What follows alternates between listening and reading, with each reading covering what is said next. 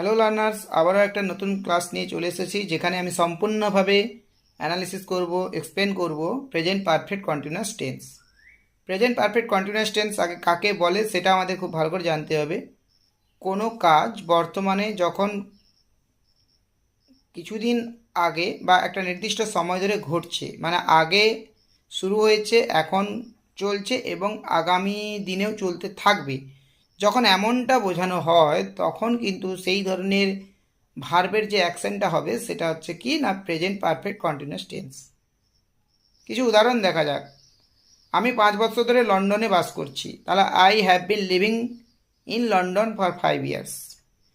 ছেলেটি 2 ঘন্টা ধরে অঙ্ক করছে, the boy has been doing sums for 2 hours. মেয়েটি 30 মিনিট ধরে নাচ করছে, the girl has been dancing for 30 minutes.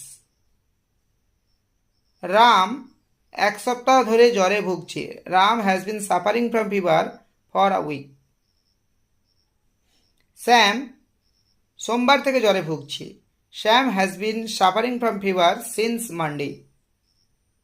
তাহলে দুটো ক্ষেত্রে কিন্তু বাক্য একই হলেও ফর এবং সিন্স, কোথায় ফর কোথায় সিন্স না, ফর হচ্ছে এমন কিছু সময় যেটা ডিউরেশন অফ টাইম, অর্থাৎ সময়ের বিস্তারকে বলা হয়। আর সিন্স কি না, সিন্স হচ্ছে তোমার শুরু হয়েছে বাট কখন শেষ হয়েছে তার কোনো ব্যাখ্যা বা উল্লেখ করা নেই। বোঝা গেছে?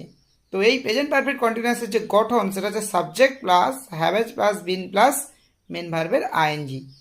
এইভাবে কিন্তু প্রেজেন্ট পারফেক্ট কন্টিনিউয়াস ফর্মে আমরা অনেক অনেক বাক্য, হাজার হাজার বাক্য, লক্ষ লক্ষ বাক্য নিজেরা বানাতে পারবো এবং সেই বাক্যগুলো দিয়ে আমরা ইংরেজিতে কথা বলতে পারবো।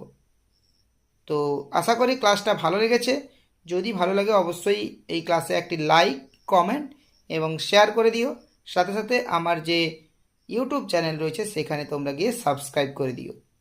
আজকের মতো এখানেই শেষ করছি। সবাই ভালো থাকবে, সুস্থ থাকবে।